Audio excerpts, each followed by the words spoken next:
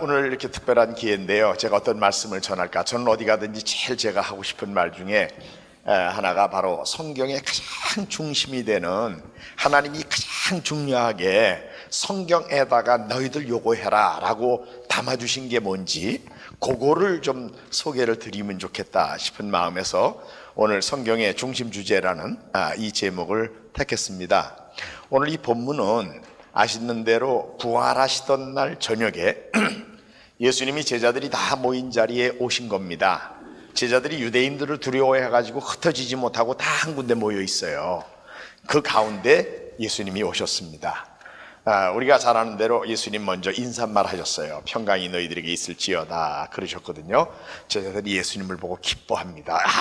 예수님 다시 평강이 너희들에게 있을지어다 또 인사를 하시고, 그 다음에 오늘 이 본문 바로 앞부분에 보면은 너희들 중에 너 뭐 먹을 게 있느냐 물으셨어요. 제자들이 구운 생선을 한 토막을 드렸습니다.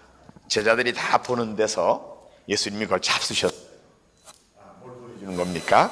육체를 가지신 몸으로, 환상 중에 나타난 게 아니고요, 실제 육체를 가진 몸으로 부활하셔서 제자들에게 나타나신 것을 제자들에게 보여주신 거죠.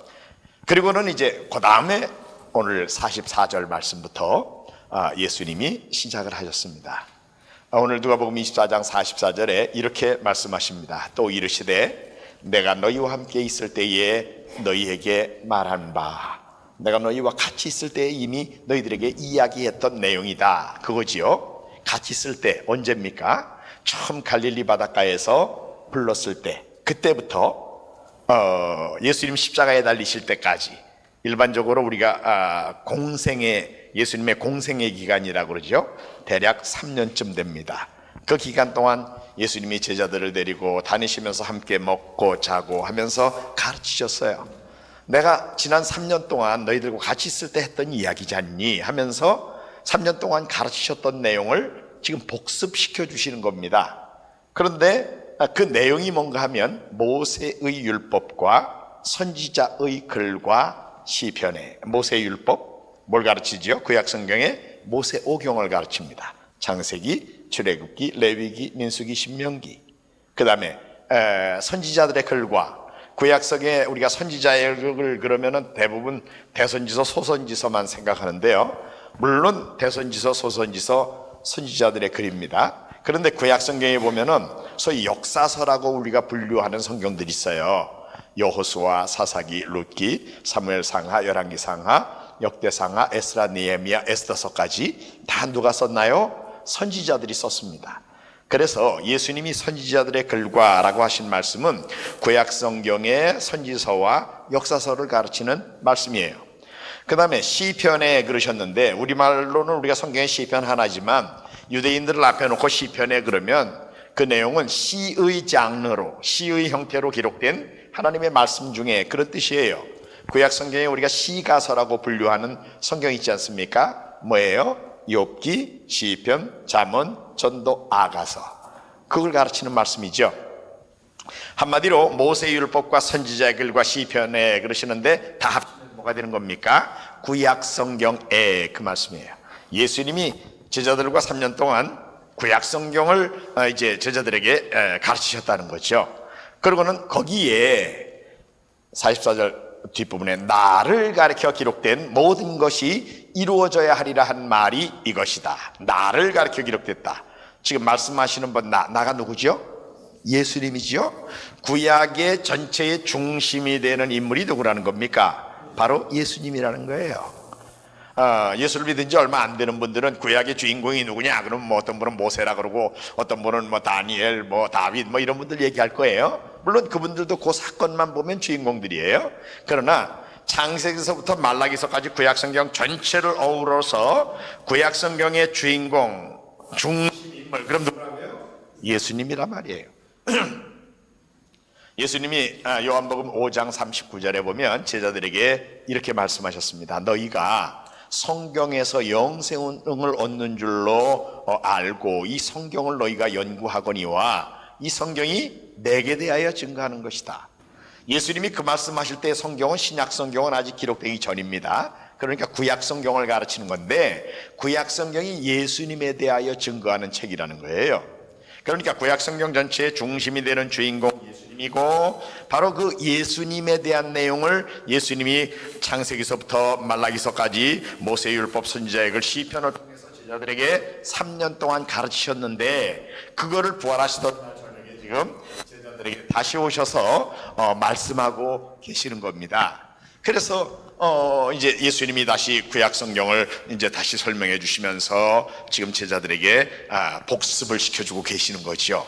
그러고는 그 다음 절 45절에 제자들의 마음을 열어주셨어요. 뭐 하게요? 성경을 깨달아 알게 해주시려고요.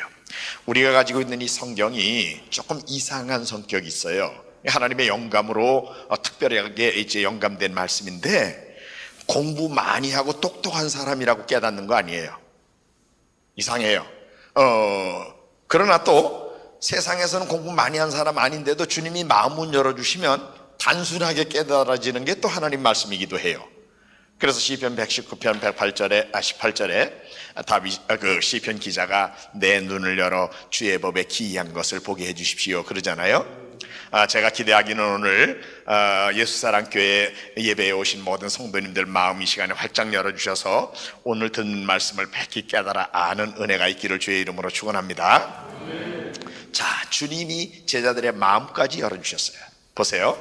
세상에서 최고의 선생님인 우리 예수님이, 그것도 하루 이틀이 아니라 3년씩이나, 그것도 풀타임으로 가르쳐 주셨어요. 최고의 선생님이에요, 그분이. 그리고 지금 부활하시던 날 제자들에게 나타나가지고 또 그걸 이해하게 깨닫게 하려고 마음문을 활짝 열어서 구약성경을 지금 밝히 깨달아 알게 해주셨어요. 얼마나 제자들이 지금 구약성경을 분명하게 이해했겠습니까? 바로 요 순간에 이어지는 두 절 46절과 47절에서 우리 예수님이 구약성경 전체를 두 개의 중심 주제로 요약을 해주셨어요.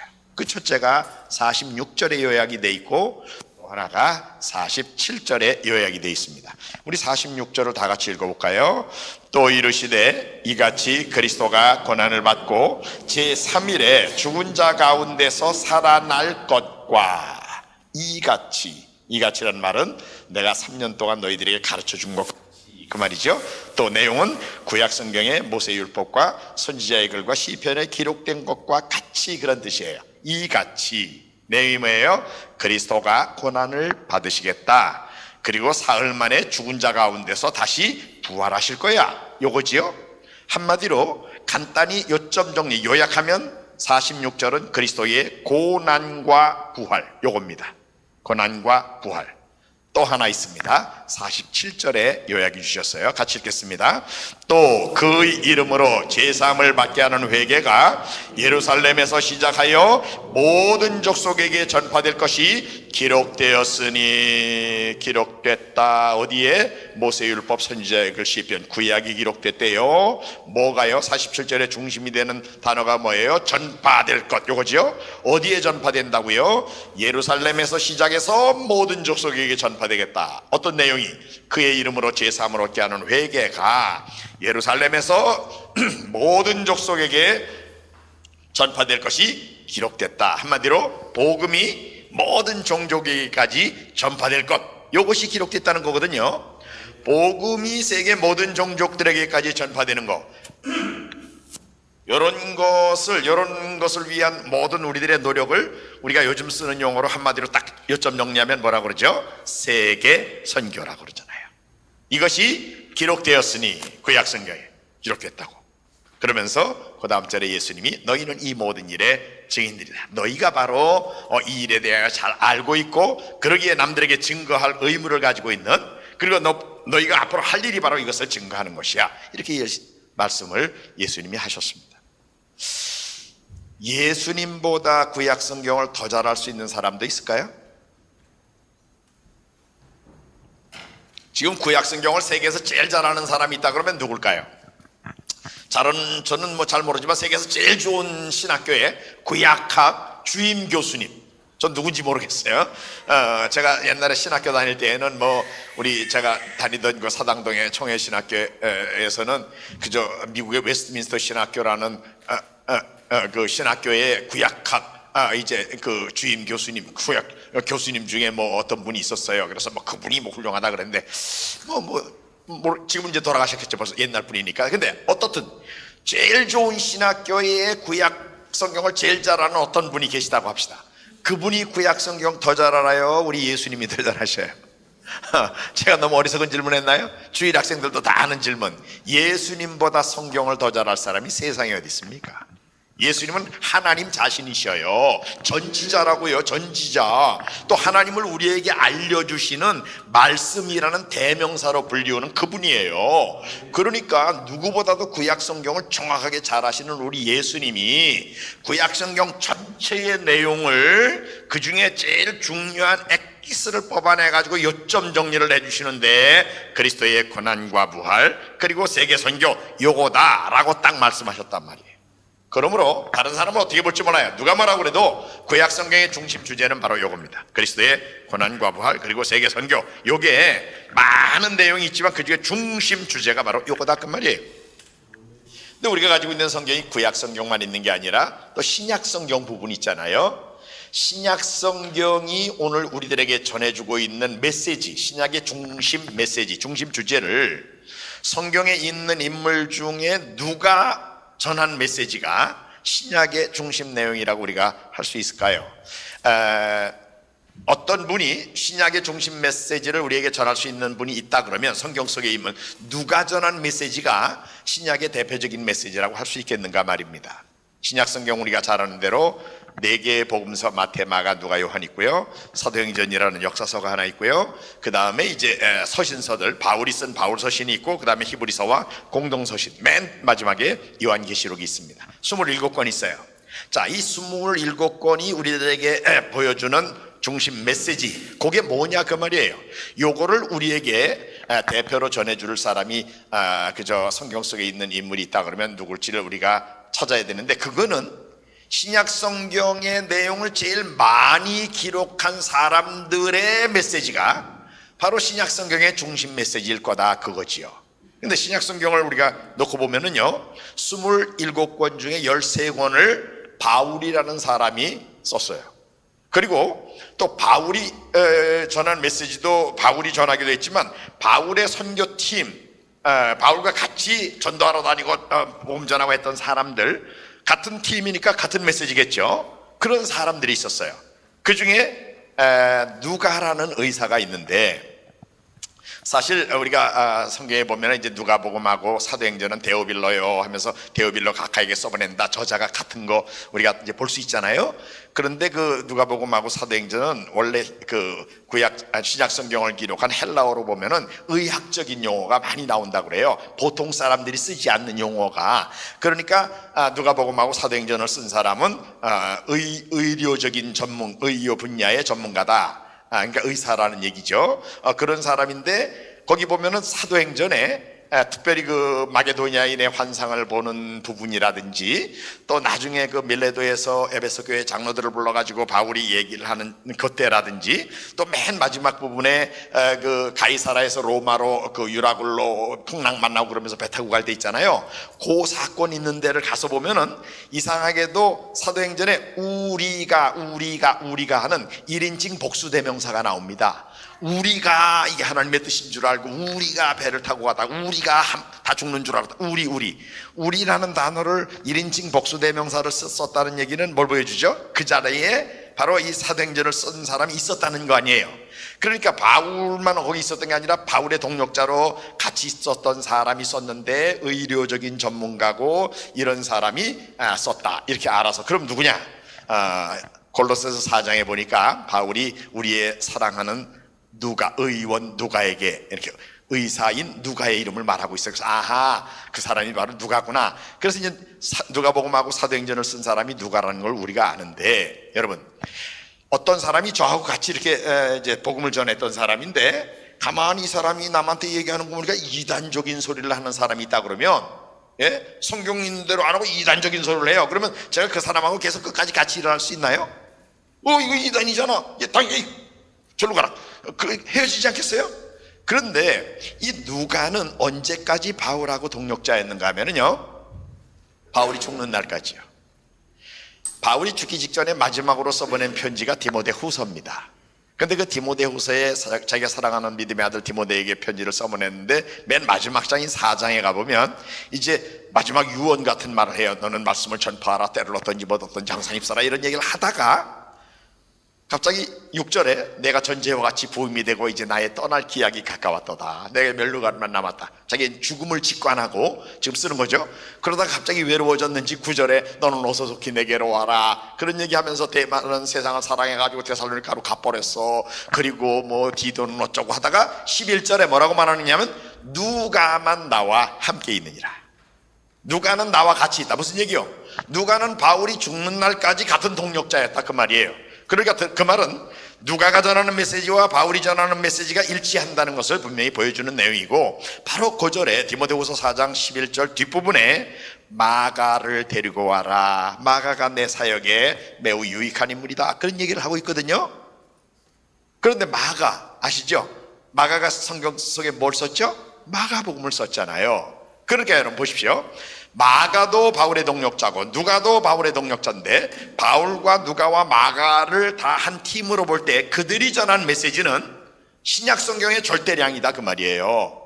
마가복음, 누가복음, 사도행전, 그리고 바울이 쓴 모든 13개의 서신서들, 그렇게 볼 때에 바울과 바울의 전도팀이 전한 메시지가 신약의 중심 메시지라고 볼 수 있는데, 바울이 1, 2, 3차 전도여행을 다 마친 다음에 이제 1차 전도여행에서 구브로와 소아시아의 복음을 다 전했잖아요. 2차 전도여행에 가다가 마게도냐의 환상 보고 마게도냐 갔다 아가야 쪽으로 와서 복음 다 전하고, 3차 전도여행에 그 지역을 다 도른 다음에 이제 예루살렘에 와가지고 이제 예루살렘에서 결례를 행하다가 유대인들의 오해를 받아가지고 유대인들이 바울을 찢어 죽이려고 그러니까 예루살렘의 치안 담당자였던 그 천부장이, 로마 군대의 군인이 바울이 죄가 있어서 체포한 게 아닙니다. 살인 사건을 예방하기 위해서 자기가 치안 책임자니까 바울을 체포해가지고 감옥에 가뒀어요. 소문이 들려오기를 사람들이 그 감옥까지 침투해가지고 바울을 살해하려고 그런다는 거예요. 내일 그저 요청을 해서 불러내면 중간에 살해하려고. 그러면 자기가 죄도 없는 사람 잡아가다 놨다가 살해당하면 자기가 입장이 무겁잖아요, 천부장 입장에서는. 그래서 밤에 군인들을 동원해가지고 예루살렘 감옥에서 바울을 끄집어내가지고 저 가이사라, 당시에 지중 해안 안에 있는 총독부입니다. 총독부 감옥으로 바울을 이송을 시킨 거예요.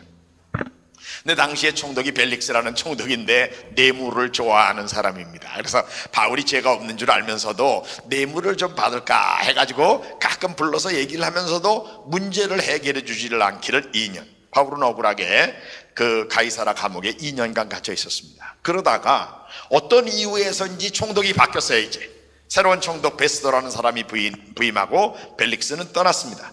새로운 총독이 부임을 하니까 이 새로운 총독 베스도가 그저 뭐 여러 가지 이제 인수인계를 받았지 않겠어요, 전임자로부터. 근데 그때 또 아그리빠라는 왕이 신임 총독이 부임을 했으니까 축하한다고 거기 친선 방문을 온 겁니다. 그래가지고 또 높은 사람, 뭐 왕이 왔으니까 이제 내 전임자 벨릭스가 이런 걸 나한테 인수인계 해줬습니다, 얘기를 하는 중에 바울에 대한 얘기를 한 거예요. 벨릭스라는 사람이 말이야, 이 총독이 이 바울이라는 죄도 없는 사람 감옥에다 가둬놓고 2년 동안이나 꿈을 꾸고나다가 나한테 인수인계 줬는데 이 사람 내가 어떻게 처리해야 될지 모르겠다. 근데 이 아그리빠 왕이 어디서 또 바울에 대하여 소문을 들었었는지 그러지 않아도 내가 그 사람 한번 좀 만나봤으면 좋겠다고 생각했는데 그러는 거야. 그럼 잘 됐다고. 그럼 내일 아침에 감옥에서 불러낼 테니까 얘기를 좀 들어보시고 이 사람에 대하여 어떻게 처리를 해야 되는지 좀 한번 의견을 주십시오, 그런 거예요. 그래서 그 다음날 아침에 바울을 감옥으로부터 불러내서 아그리빠 왕 앞에다가 세워놨습니다. 우리 사도행전 26장으로 가보겠습니다. 사도행전 26장은 바울이 아그리빠 왕 앞에서 자기가 어떻게 예수님을 알고 믿게 됐는지 그 내용을 설명한 거예요. 1절 이하에 이제 쭉 바울이 이제 허락을 받고 자기를 설명을 하다가 22절 23절이 결론인데요, 22절을 사도행전 26장 22절을 우리가 같이 한번 읽어보겠습니다. 사도행전 26장 22절. 하나님의 도우심을 받아 내가 오늘까지 서서 높고 낮은 사람 앞에서 증언하는 것은 선지자들과 모세가 반드시 되리라고 말한 것밖에 없으니.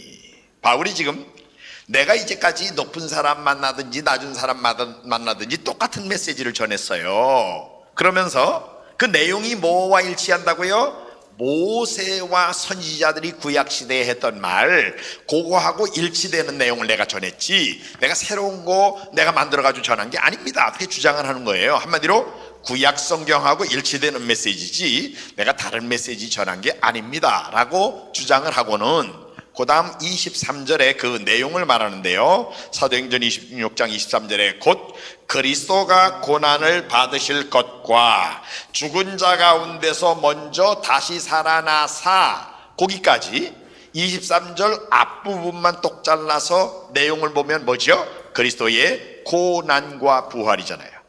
예수님이 구약 성경을 요점 정리해 주실 때 아까 누가복음 24장에서 그리스도의 고난과 부활, 이게 첫 번째 주제라고 그랬죠.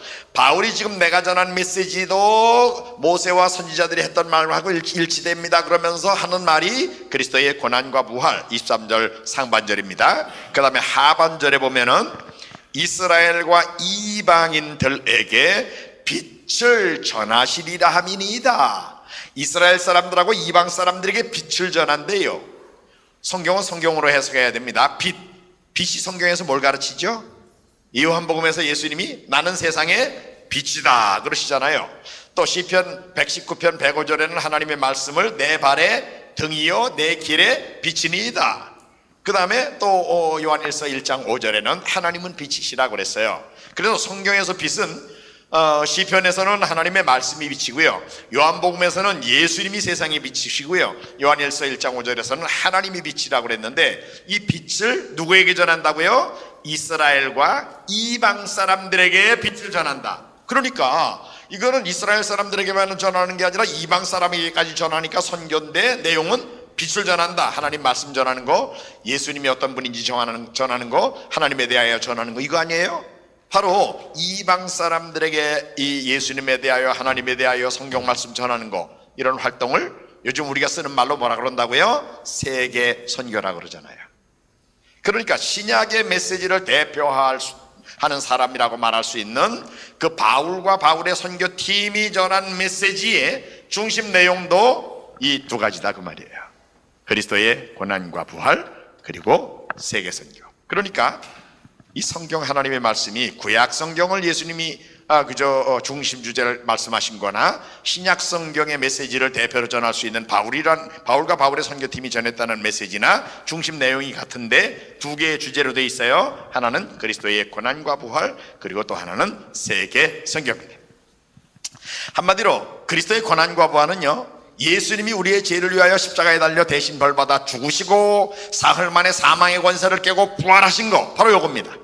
구약성경이 이거에 대하여 쭉 속죄제사의 문제로 예표로 예언으로 쭉 말씀을 하셨고, 이제 예수님이 오셔가지고 사망의 권세를 부활하신 거, 요게 첫째 주제고, 그 다음에 예수님이 준비해 주신 이 구원의 모든 그 기초는 예수님 놓으셨지만, 실제로 사람들이 예수님을 알고 믿고 구원받고 천국 백성이 되게 만들려고 그러면은 복음이 전해져 가지고 사람들이 예수님을 구주로 고백하고 영접해야만 되잖아요. 그래가지고 그것이 세계 모든 나라의 모든 종족들에게까지 확산돼서, 전도가 확산돼 가지고 세계 모든 나라 모든 종족이 예수님을 실제로 믿어 예수님의 십자가와 그 부활이 사람들의 구원으로 열매를 맺게 하는 게 바로 전도와 선교다 그 말이에요. 성경의 중심 주제가 이 두 가지 내용으로 되어 있는 거예요. 메시아이신 예수님 우리의 죄를 위하여 대신 벌받아 죽으시고 부활하신다, 요거 하고요, 그 다음에 너희들 세계 모든 나라 모든 사람들아 이 예수님 알고 믿고 구원받아야 돼, 그러니까 복음 모든 종족에게 전해라, 이거예요. 구속의 역사 속에서 보면은 중요하게 세 가지 제일 중요한 활동이 있는데, 사건이 있는데, 그 첫째가 그리스도의 고난과 부활이고요, 그 다음에 세계 선교고요, 그 다음에 세계 선교가 막 복음이 전파되다가 마태복음 24장 14절에 보면 예수님께서 감람산 위에 앉으셨을 때에 예수님이 그저 예루살렘이 다 이제 돌 위에 돌 하나도 남지 않고 다 회파될 거다라는 걸 말씀하시자 제자들이 종용이 나와서 여쭈었어요. 마태복음 24장 3절에 우리에게 이르소서 주의 임하심과 세상 끝에는 무슨 징조가 있사오리까, 예수님의 재림과 말세의 징조에 대하여 이제 여쭤봤어요. 그랬더니 4절부터 예수님이 대답하십니다. 이러이러한 징조가 있겠다 그러시다가 14절에, 마태복음 24장 14절에 이렇게 예수님이 말씀하십니다. 이 천국 복음이 모든 민족에게 증언되기 위하여 온 세상에 전파되리니 그제야 끝이 오리라. 언제 세상 끝날이 온다고요? 언제 예수님 재림하시고 세상 끝날이 온다고요? 이 천국 복음이 모든 민족, 세계 모든 나라 모든 종족을 가르칩니다. 그들에게 증거되기 위하여 온 세상에 전파되리니 그제야 끝이 온다.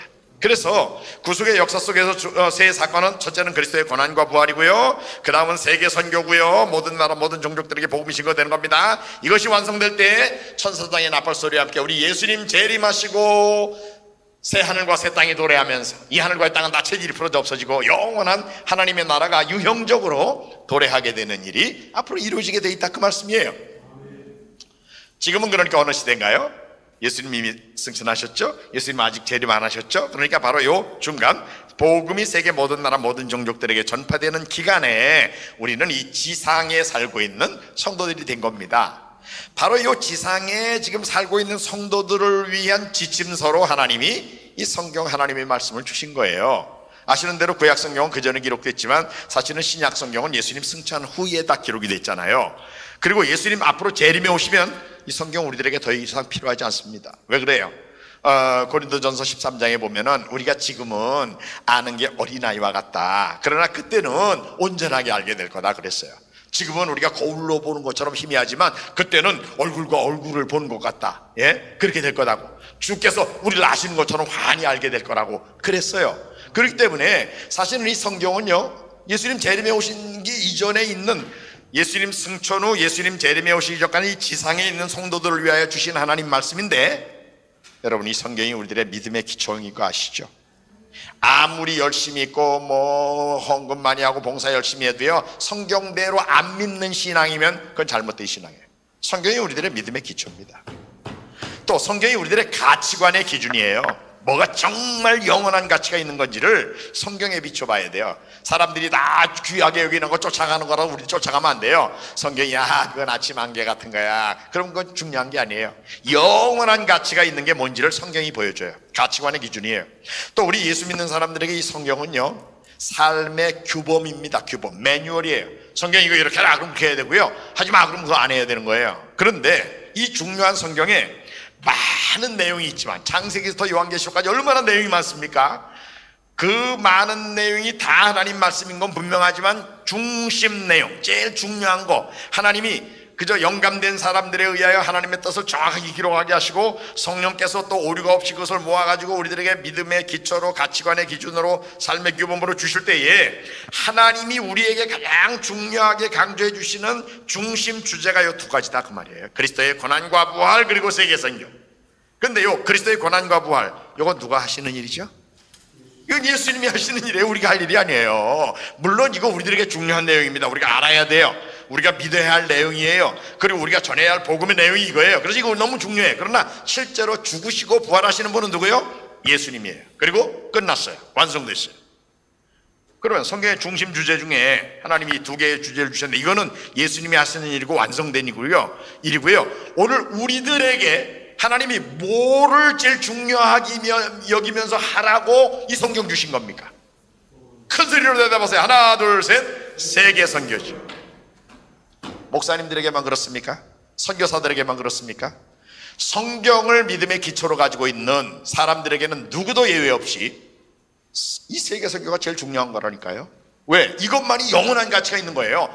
영원히 세계 모든 나라 모든 종족들에 의하여 우리 하나님이 예배를 받으시고 찬양을 받으시게 만드는, 하나님이 영광 받으시게 만들고요, 실제로 천하보다도 귀한 하나님의 형상을 담아 가지고 있는 영혼들 영원히 존재할 텐데 그들이 구원받고 천국에 가 살게 만드는, 지옥에 가지 않고요.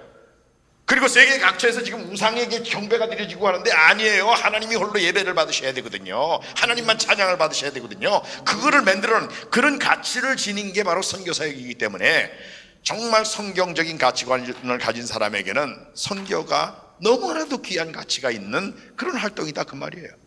그렇게 다른 걸 유한한 가치를, 우리 자신이 천하보다도 귀한 존재인데, 그리고 한 번밖에 없는 생애를 사는데 그냥 유한한 가치만 있는 거를 추구하면서 쫓아가면서 살기에는 우리 인생이 너무 아깝잖아요. 그러니까 정말 영원한 가치가 있는 거, 무한한 가치가 있는 거, 그거를 위해서 살라고 하나님이 주신 지침서가 바로 성경이 다 그 말씀입니다. 우리 예수님 앞으로 오실 텐데요, 언제 오신다고 그랬다고요? 아까 마태복음 24장 14절에 이 천국 복음이 모든 민족에게 증언되기 위해 온 세상에 전파되리니 그제야 끝이 온다고. 모든 종족이 다 복음을 들어야 예수님 오신다고 그랬어요. 인도네시아 제가 있는 지역만 해도요, 저는 수마트라 섬의 남쪽 지역에서 일하고 있는데 그 남쪽 지역에만 해도 32개의 미전도 종족이 있습니다. 32개. 제가 말하는 미전도 종족이라는 개념은 다른 사람들 일반 책에서 말하는 개념은 뭐 어떤 데는 기독교인이 뭐 예수 믿는 사람이 2%도 안 되면 미전도 종족이다 뭐 그러는데, 저는 그런 개념이 아니에요. 자기 종족 가운데 자기 종족에게 예수님에 대해 증거해 줄 사람이 하나도 없는 종족.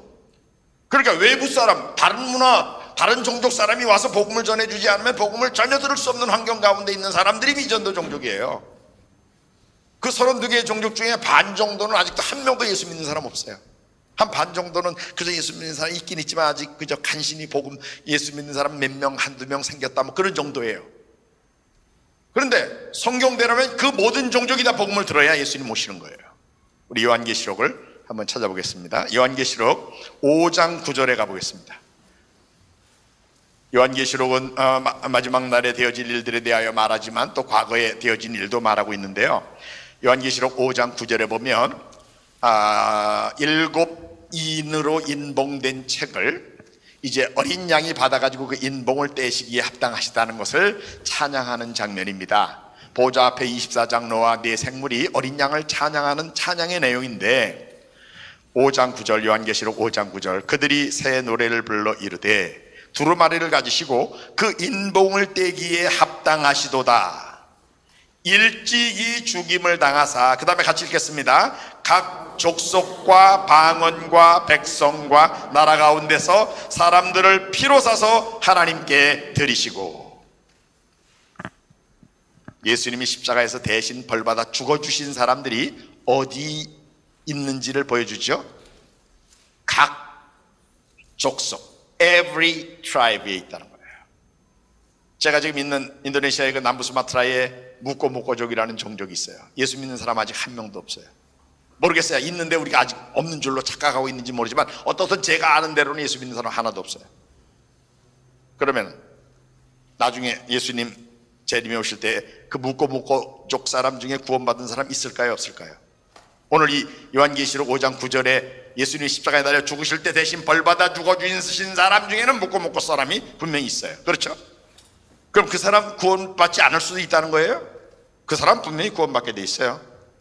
예수님은요, 자기 양을 하나도 잃어버리지 않는다고 분명히 말씀하셨어요. 요한복음 10장 27절 28절 제가 읽어볼게요.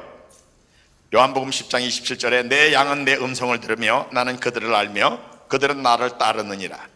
내가 그들에게 영생을 주노니 영원히 멸망하지 아니할 것이요 또 그들을 내 손에서 빼앗을 자가 없느니라. 29절 그들을 주신 내 아버지는 만물보다 크심에 아무도 아버지 손에서 빼앗을 수 없느니라. 그러니까 예수님의 양인 사람은요, 분명히 예수님이 책임지고 끝까지 구원받게 하신다고 하니까요. 예수님 손에서 못 뺏는다고 그러고 내 아버지 손에서 못 뺏는다고 그랬어요. 예수님이 십자가에서 피 흘려서 그 사람을 위해서 대신 벌받아 죽어서 대신 벌받아 주심으로 구원해 주셨다니까요. 그래서 우리가 잘 아는 대로 요한계시록 그 다음 장인 요한계시록 7장 9절 10절을 우리 또 같이 보겠는데요, 그 사람들이 다 실제로 구원받아가지고 다 모인 장면이 요한계시록 7장 9절과 10절에 나와 있습니다. 2일 후에 내가 보니, 요한계시록 7장 9절이요, 2일 후에 내가 보니 각 나라와 족속과 백성과 방언에서 아무도 능히 셀 수 없는 큰 무리가 나와 흰옷을 입고 손에 종려가지를 들고 보좌 앞과 어린 양 앞에 서서 큰 소리로 외쳐 이르되, 같이 부르겠습니다. 구원하심이 보좌에 앉으신 우리 하나님과 어린 양께 있도다 하니 그랬거든요. 여러분, 요한계시록 7장 9절 10절 요게 요 장면에 여러분들하고 저도 나중에 같이 있을 거예요. 요때 이거 아직 안 이루어지지만 앞으로 분명히 요대로 이루어집니다. 이거 일제일획도 오리가 없는 하나님 말씀이에요. 요대로 되게 돼 있어요. 그런데 7장 9절에 보세요. 모인 사람들이 어디서 왔다고요? 각 나라와 족속과 백성과 방언에서. Every nation, every tribes, every language group, every people group에서 구원받고 같이 모여서 흰옷 입고 종려가 들고 하나님 찬양할 사람들이 있다니까요.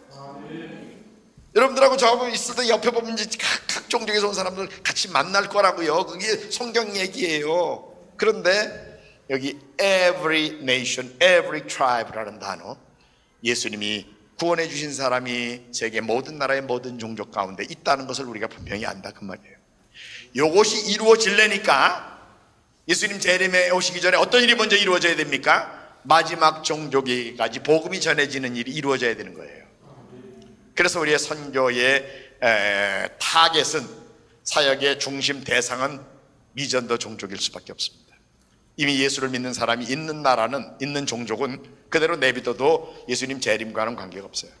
그러나 예수님을 믿는 사람이 한 명도 없는 종족 가운데 예수 믿는 사람이 하나 둘 생겨가지고 결국은 마지막 종족 가운데 예수 믿는 사람이 생기면 천사장의 나팔소리와 함께 우리 주님 재림 오실 수 있는 환경이 완전히 이루어지고, 그 다음에 모든 나라의 모든 종족 가운데 예수를 믿는 사람들이 함께 모여서 어린 양 예수님을 찬양하면서 이 요한계시록에 예언되어 있는 이 예언의 자리에 참여하게 되는 이런 영광에 우리가 들어가게 되는 거죠.